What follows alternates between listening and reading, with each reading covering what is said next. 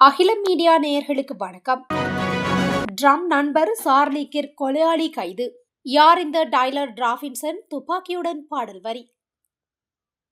அமெரிக்க அதிபர் ட்ரம்பின் நண்பரான Charlie Kirk சுட்டுக் கொலை செய்யப்பட்ட நிலையில் அவரை சுட்ட 22 வயது இளைஞர் கைது செய்யப்பட்டுள்ளார். கொலை செய்த டைலர் டிராபின்சன் என்ற இளைஞர் சிக்கியது எப்படி என்பது பற்றிய தகவல்கள் வெளியாகியுள்ளன.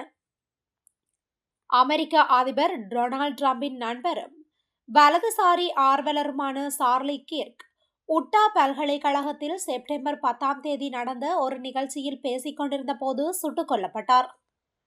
சார்லி கிர்க் அமெரிக்க அதிபர் டொனால்ட் ட்ரம்பின் தீவிர ஆதரவாளர். நடந்து முடிந்த அமெரிக்க அதிபர் தேர்தலில் குடியரசுக் கட்சியினருக்கும் டொனால்ட் ட்ரம்பிற்கும் ஆதரவாக தீவிரமாக பிரச்சாரம் மேற்கொண்டார். இந்நிலையில் சார்லி கிர்க் அமெரிக்காவின் உட்டா மாகாணத்தில் உள்ள பல்கலைக்கழகத்தில் நடைபெற்ற நிகழ்ச்சியில் பங்கேற்றிருந்தார்.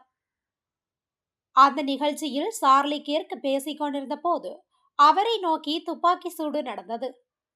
இந்த துப்பாக்கி சூட்டில் சார்லி கிர்க் கழுத்தில் குண்டு பாய்ந்து அவர் பரிதாபமாக பலியானார்.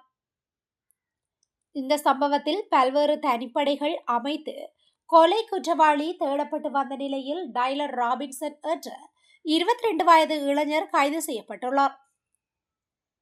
சார்லி கிர்க் கொல்லப்பட்ட சம்பவம் தொடர்பான காட்சிகளின் பதிவுகள் வெளியிடப்பட்டிருந்த நிலையில் அந்த புகைப்படத்தில் டைலர் ராபின்சன் இருந்ததை அடையாளம் கண்ட அவரது தந்தை போலீசாருக்கு தகவல் அளித்துள்ளார்.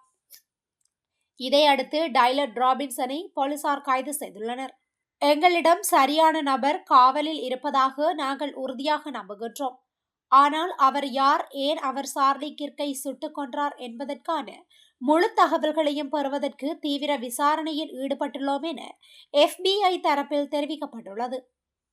இது குறித்து முதற்கட்ட விசாரணையில் டைலர் ராபின்சன் குடும்பத்தினர் போலீசாரிடம் கூறுகையில், டைலர் ராபின்சன் சமீப காலமாகவே அரசியலில் தீவிர ஈடுபாடு கொண்டிருந்ததாகவும் சார்லி கிர்க் வெறுப்பை மட்டுமே பரப்புவதாக அவர் கூறியதாகவும் தெரிவித்துள்ளனர். தாக்குதலுக்கு முன்பு இரவு உணவு உரையாடலின் போது டைலர் ராபின்சன் கிர்க் வெறுப்பை பரப்புவர் என்று கூறியதாகவும் உட்டா பல்கலைக்கழகத்தில் கிர்க் பங்கேற்கும் நிகழ்வை பற்றியும் அவர் குறிப்பிட்டதாக அவரது உறவினர் தெரிவித்துள்ளார். சார்லி கிர்க்கை கொல்வதற்காக நீண்ட காலமாக ராபின்சன் திட்டமிட்டு வந்ததாகவும் விசாரணையில் தெரிய வந்துள்ளது. இது தொடர்பாக உட்டா மாகாண ஆளுநர் ஸ்பென்சர் காக்ஸ் கூறுகையில், அவர் டிஸ்கார்ட் எனும் குறுஞ்செய்தி செயலியில் அவர் கொலைக்கு பயன்படுத்திய துப்பாக்கியை புதரில் மறைத்து வைத்துவிட்டு ஆடையையும் மாற்றியுள்ளதாக அவரின் அறை நண்பரிடம் பகிர்ந்துள்ளார். ஒரு துண்டில் சுற்றி தன்னுடைய துப்பாக்கியை மறைத்து வைத்ததாகவும் ஸ்கோப் பயன்படுத்தி சுட்டதாகவும் தன்னுடைய துப்பாக்கி தனித்துவமானது என்றும் குறுஞ்செய்தியில் கூறியுள்ளார் என தெரிவித்துள்ளார். ஆனால் துப்பாக்கி சூடு நடந்த செப்டம்பர் 10 காலை 8:29 மணியளவில் டாஜ் சேலஞ்சர் காரில் டிராபின்சன் யூட்டா பல்கலைக்கழகத்திற்கு வந்தது கண்காணிப்பு கேமராக்களில் பதிவாகியுள்ளது. அவர் மெரூன் நிற டி-ஷர்ட், சாம்பல் நிற பேண்ட், வெள்ளை லோகோவுடன் கூடிய கருப்பு தொப்பி மற்றும் சாம்பல் நிற ஷூக்களையும் அணிந்திருந்தார். 2 நாட்களுக்கு பிறகு போலீசார் அவரை கைது செய்த போது அவர் அதே உடையில் இருந்துள்ளார். செப்டம்பர் 11 குடும்பத்தினரை தொடர்பு கொண்ட ராபின்சன் கொலை தொடர்பானவற்றை வீட்டில் ஒப்புக்கொண்டுள்ளார்.